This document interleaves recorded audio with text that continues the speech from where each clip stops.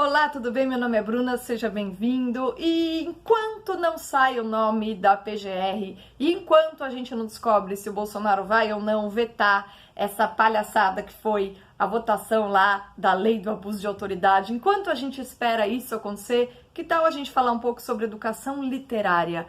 E por que eu quero falar disso? Porque a moda da autoajuda chegou aí também.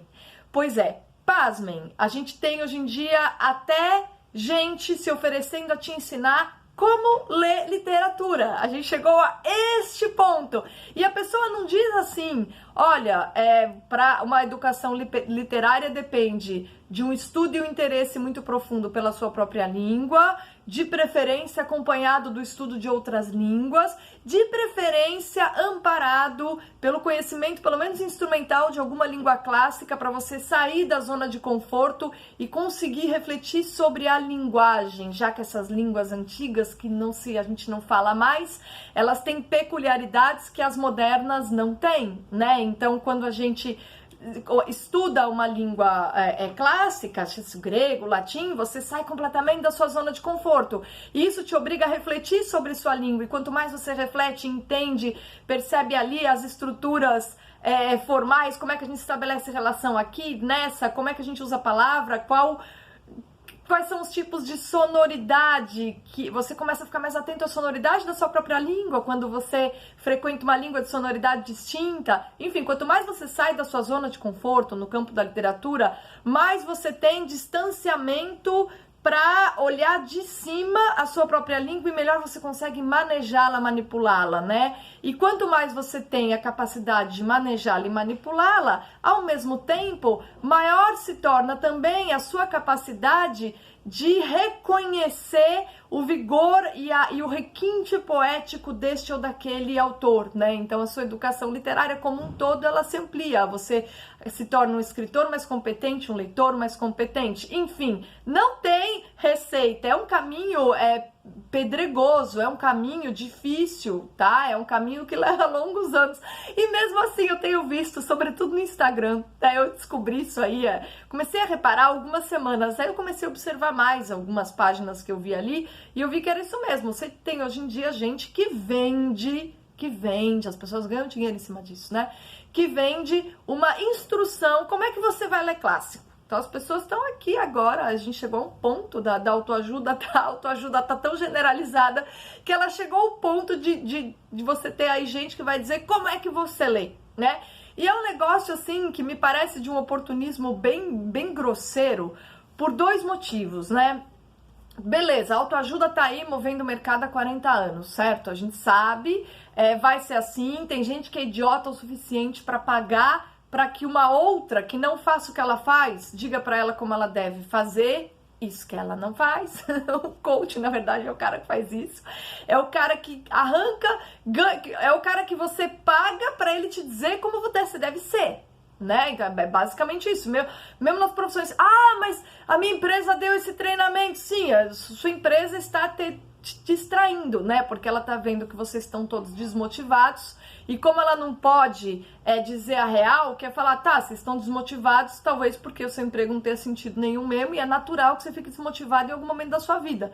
Se você faz algo que não te traz, assim, uma alegria especial, se você não tem hobbies para além do emprego chato que você tem, é óbvio que você vai ficar desmotivado no seu emprego, né? Agora, se você tem hobbies, tem vida própria, pensa, cuida dos seus filhos, gosta de passear, vai no cinema, tem um autor favorito, se você tem propósitos espirituais elevados, você aguenta o pior emprego que for, ou você aguenta fases aí tristes de desemprego, você aguenta a vida numa boa. Se você sabe cultivar o seu espírito, você nunca vai ficar exatamente desmotivado, né? Você pode ter fases ruins, mas essas fases ruins vão ser sempre menores e irrelevantes perto do tipo de alegria que você é capaz de se autopropiciar quando você cultiva o espírito, tá? É isso. Só que as pessoas, elas esqueceram disso, elas esqueceram a tal ponto que a galera aí da palestra motivacional tá ganhando dinheiro em cima de todo mundo, né? E aí os coaches também ganham grana e a coisa tá num nível tal que algumas pessoas estão aproveitando esse interesse repentino, e que bom que isso está acontecendo, de muita gente pelo estudo e pela leitura de clássicos no Brasil, né? É algo que não é sem relação, eu acho que a relação é direta, com esse interesse por política e até mesmo com influência aí do Olavo de Carvalho. O pessoal adora meter a ripa, né, no cara, mas ele fez algumas coisas bem interessantes para a cultura de maneira geral, de gente que não tinha acesso à alta cultura. Quer dizer, sim, que a educação literária é um elemento vital na vida das pessoas. Isso eu sei, que me parece, pelo menos eu ouço daqueles que o frequentam, que é algo que ele repete muito. Se ele faz isso mesmo, e acho que faz, né, porque alguns que inclusive seguem os cursos dele me disseram, é um bem enorme que ele faz para as pessoas, porque ele está dizendo para as pessoas irem direto, cultivarem boas companhias, que são os grandes autores, né? Que bom. E agora, essa popularização, digamos assim, esse interesse generalizado por ler livros de uma série de pessoas que não têm ainda educação literária para tal, gerou um novo mercado, que as pessoas que querem estudar, querem ler, querem cultivar a companhia dos grandes autores, mas ao mesmo tempo estão habituadas a ter tudo fácil, mastigado, por meio da receita, né? Não querem, na verdade, pôr o pé na chama de fogo, não querem pisar no fogo, que é o caminho necessário para você ir se habituando e ampliando a consciência, o espírito, né? E cultivando a alma. É um caminho difícil, né? Eu lembro até hoje a primeira vez que eu li Homero, e também no ano seguinte eu já fui enfrentar a Divina Comédia. Foram leituras duras para mim, difíceis, né? Porque eu sabia que eu estava aproveitando no máximo 1% de tudo que estava ali, porque eu era muito verde, muito crua,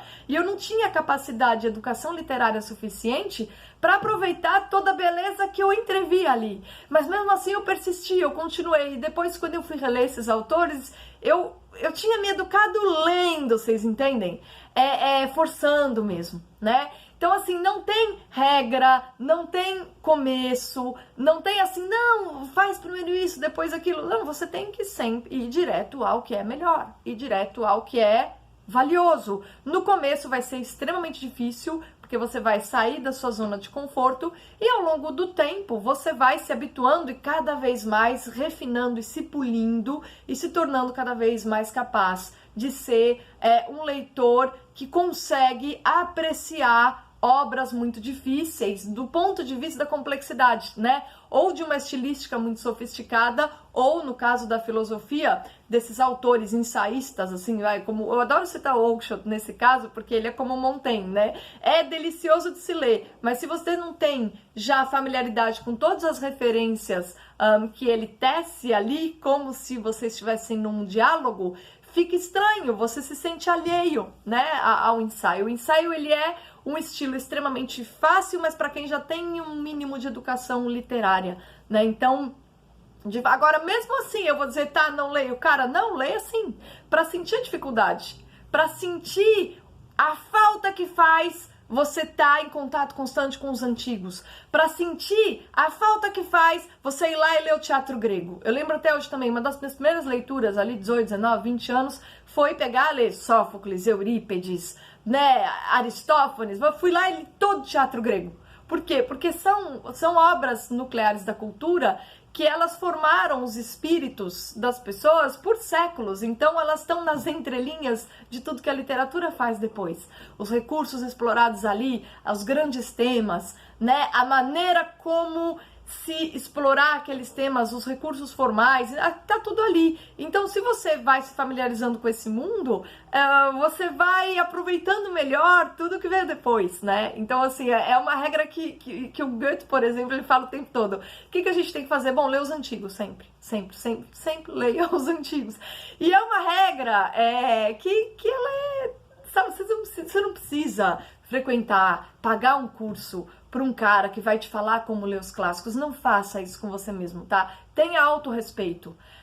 E o que é ter autorrespeito? É ter a coragem de pisar na pedra e para calcinar a sola do seu pé e ficar forte e firme e certo? Ao longo do tempo. Você tem que ter a coragem de enfrentar um terreno pedregoso, tá? Sabendo que vai machucar um pouco no começo, mas depois a camada do seu pé vai ficar mais grossa e ela vai ter uma resistência, e quando você voltar pelas mesmas pedras, você já não vai sentir a dor, porque você criou essa resistência. Agora, não adianta confiar em receita, não adianta ouvir autoajuda para o estudo ou para a literatura, isso é tudo bobagem, isso é tudo perda de tempo e de dinheiro. Se quiser dar dinheiro para essa galera, vai, dê dinheiro, mas você só tá dando dinheiro para alguém que tá ganhando de maneira, desculpa falar, mas desonesta, né? Ou ele tá fazendo isso porque é desonesto mesmo, ou porque ele tem a ilusão de que ele pode ajudar alguém assim, tá? Você não é esse o caminho, tá? O caminho é difícil mesmo. Não há nada que possa facilitar, a não ser essa regra que tá ali já nas obras do Goethe e de outros autores de todas as épocas, que é: leia os antigos.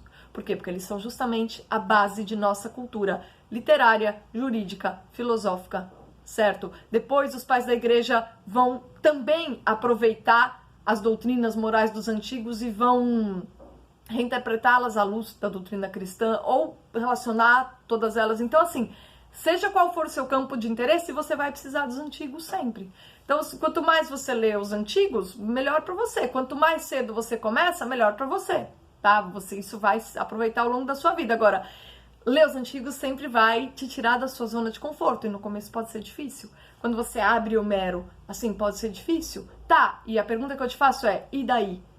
Você quer facilidade? Então, contente-se com as suas próprias opiniões. Então, acredite que você sabe tudo. Então, se baseie pelos critérios com os quais você está habituado, tá? Se você quer continuar no assunto, ou simplesmente ouça, eu acho que é mais honesto isso aí, ouça as pessoas mastigarem as ideias para você.